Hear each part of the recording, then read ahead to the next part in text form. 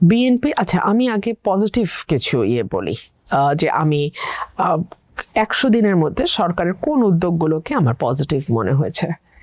সরকার এই যে ফ্যামিলি কার্ডের কথা বলছে, কৃষক কার্ডের কথা বলছে, ফ্যামিলি ট্রি কার্ডের কথা বলছে, এগুলো ইন্ডিকেট করে যে সরকার সোশ্যাল সেফটি নেটটা বাড়াতে চাইছে। সরকার প্রান্তিক মানুষের কথা অ্যাটলিস্ট মানে তার মাথায় আছে, বা সে তাদের জন্য কিছু করার চিন্তা করছে। That is a good sign. আমি এই একটা দিককে আমার কাছে পজিটিভ মনে হয়েছে। এর বাইরে আপনি যদি বলেন মোটা দাগে 300 দিন খুব বেশি দিন নয়, আবার একেবারে অল্প সময়ও নয়, বিকজ এই সরকারটা নানান রকম মানে দুর্যোগ বাংলাদেশের উপর দিয়ে যাবার পরে সরকারটি এসছে। তো এই সরকারের হানিমুন পিরিয়ড বলে কোনো সময় আছে বলে আমি মনে করি না, থাকা উচিত না। অনেকগুলো জায়গায়, তার মধ্যে দুটো মেইন জায়গা হচ্ছে অর্থনীতি এবং আইন শৃঙ্খলা। এই দুটো জায়গা আমার কাছে মনে হচ্ছে একটা সরকারের 50% টাইম, এনার্জি, এফর্ট ডিমান্ড করে, আর বাকি 50% অন্যান্য মন্ত্রণালয়, বাকি সব মন্ত্রণালয়। কিন্তু অর্থ মন্ত্রণালয় এবং স্বরাষ্ট্র, এই দুটো মন্ত্রণালয় কিন্তু 100% মানে 50% টোটাল টাইমের, টোটাল এফর্টের, টোটাল সব কিছুর 50% দাবি করে। বাংলাদেশ একেবারে একটা ভঙ্গুর অর্থনীতির উপর দাঁড়ায় আছে। আমাদের একদিকে বিনিয়োগ আসছে না, দেশের ভেতরে বিনিয়োগ হচ্ছে না, ফরেন ডিরেক্ট ইনভেস্টমেন্ট বলেন বা লোকাল ইনভেস্টমেন্ট বলেন, বন্ধ, নাই। অটোমেটিক্যালি আমাদের কি হবে? আমাদের কর্মসংস্থান তৈরি হবে না, বেকার বাড়তে থাকবে, এবং সেটা হচ্ছে। কর্মসংস্থানহীন মানুষের সংখ্যা বাড়ছে, দারিদ্র্য সীমার নিচে চলে যাওয়া মানুষের সংখ্যা বাড়ছে, বৈষম্য ভয়াবহ রকমের। 10%-এর হাতে জিডিপির 30%, আর একেবারে নিচের 10%-এর হাতে 0.5%। সো এইরকম ডেসপ্যারিটি, এইরকম ভয়ানক বৈষম্য সচরাচর দেখা যায় না, এবং এই বৈষম্য সমাজে অস্থিরতা তৈরি করে। ইকোনমির সাথে কিন্তু ল অ্যান্ড অর্ডার কানেক্টেড। বেকারত্ব যখন বাড়ে, বৈষম্য যখন বাড়ে, অটোমেটিক্যালি সেটা ল অ্যান্ড অর্ডারকে এফেক্ট করবে। সো এই যে ভয়াবহ অবস্থা, রপ্তানি আয় সেভাবে বাড়ে নাই, আমদানি টাকা পাচার অবস্থা, বাজে অবস্থা। সো এই সব কিছু মিলায় অবস্থা ভালো না। সো এইরকম জায়গায় মূল্যস্ফীতি আজকে 3.5 বছর ধরে অনেক উপরে, 9-এর কাছে, 9 পয়েন্ট সামথিং বোধ হয় এখন।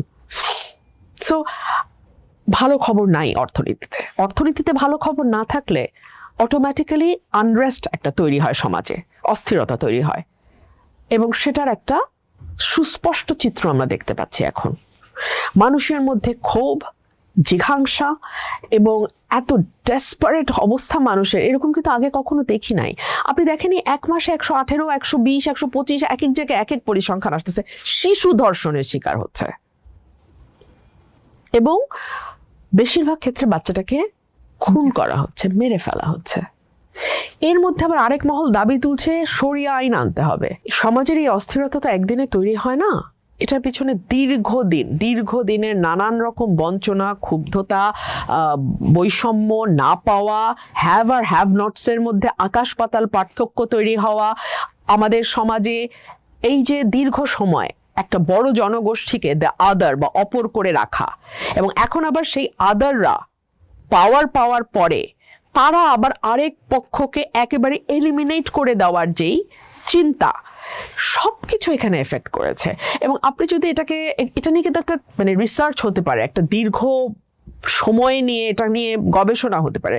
আমি প্রথম আলোতে কয়েকদিন আগে পড়ছিলাম যে আমাদের রক্তে কিছু মেটেরিয়াল যখন দীর্ঘ সময় বেশি থাকে, লেড, সীসা, আর্সেনিক, আরও একটা ছিল ওখানে, আমি নামটা এই মুহূর্তে মনে পড়ছে না, কেমিক্যাল, যদি 20 বছর বা 25 বছর পর্যন্ত একটা রক্তে, একটা মানব দেহে এগুলোর পরিমাণ বেশি থাকে, সো তার ব্রেইনের যে অংশটা আসলে ইনস্ট্যান্ট ভয়াবহ রিয়াকশন দিতে বাধা দেয় মানুষকে, বরং চিন্তা করে কাজ করতে উৎসাহী বা অনুপ্রাণিত করে, সেই অংশটা আস্তে আস্তে আর কাজ করে না।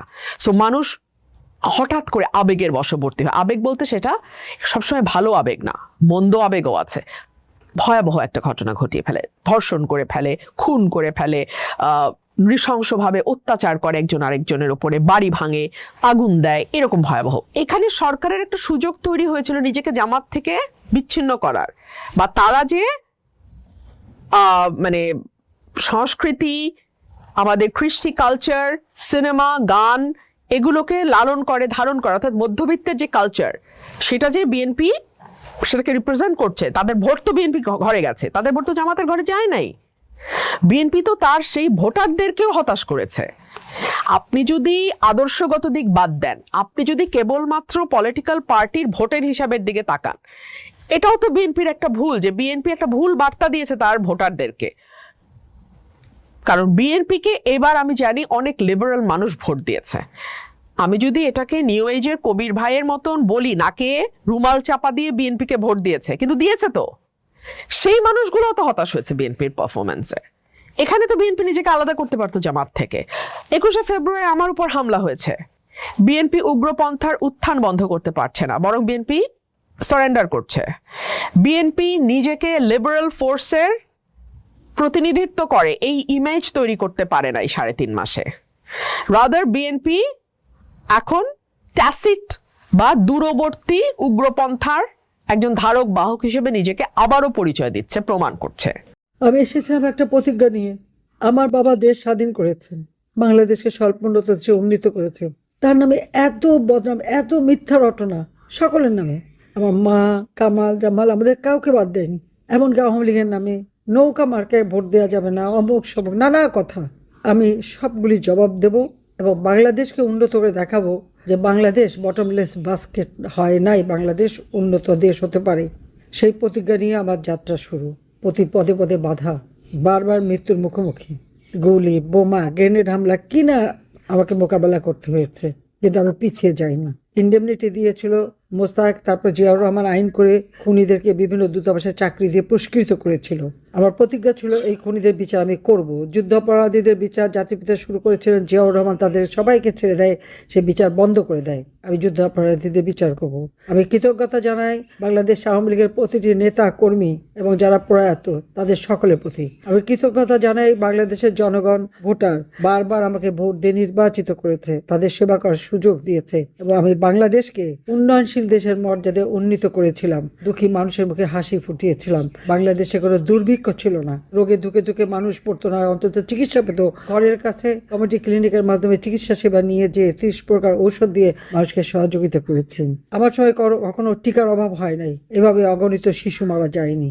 এমনকি কোভিডের সময় বিনামূল্যে আমরা ভ্যাকসিন দিয়েছি, টেস্টিং করেছি এবং সেই সময় শিশুদের টিকাটাও কিন্তু সবসময় আমরা চালু রেখেছি। কিন্তু আজকের বাংলাদেশ, আমার দুঃখ হয় যে বাংলাদেশকে আমরা উন্নয়নশীল দেশে উন্নীত করলাম, সেই দেশটাকে ধ্বংস করে দিল। আজকে অর্থনীতি ধ্বংস, ইন্ডাস্ট্রি বন্ধ, আগুনে পুড়িয়েছে, আগুনে পুড়িয়ে পুড়িয়ে মানুষ মারা, মানে পুলিশ, আইনজীবী, সাংবাদিক, আওয়ামী লীগের অগণিত নেতা কর্মী এবং সহযোগী সংগঠনের নেতা কর্মী, মুক্তিযোদ্ধা, এমনকি আমাদের সরকারি অথবা সামরিক পুলিশ বাহিনীর যারা অফিসার, তাদেরকে পর্যন্ত ছাড়েনি। প্রত্যেকের নামে মিথ্যে মামলা দিয়ে হয়রানি করা হচ্ছে, পরিবারগুলি পর্যন্ত।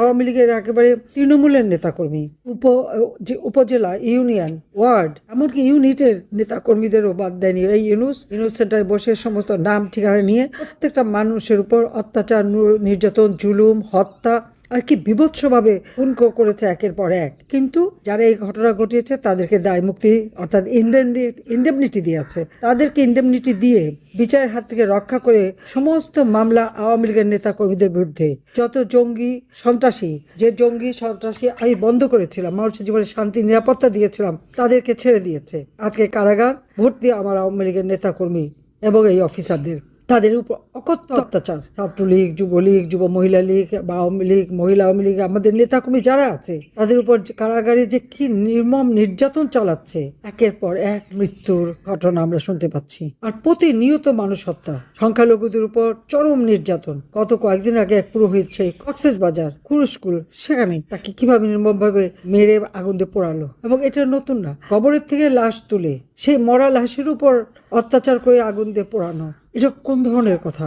এইরকম বিভৎসতা আজকে বাংলাদেশে, তাছাড়া যে নোংরা ভাষা ব্যবহার, এরকম নোংরা ভাষা আমরা কখনো আগে কখনো শুনিনি যে কোনো ভদ্রলোকের মুখ থেকে বেরোতে পারে। এভাবে সমাজটাকে ধ্বংস, অর্থনীতি ধ্বংস, দেশকে ধ্বংস। বিশ্ব বাটপাড়ি ইউনূস ক্ষমতার লোভে দেশটা যেমন বিক্রি করেছে, দেশটাকে ধ্বংস করে দিয়ে গেছে।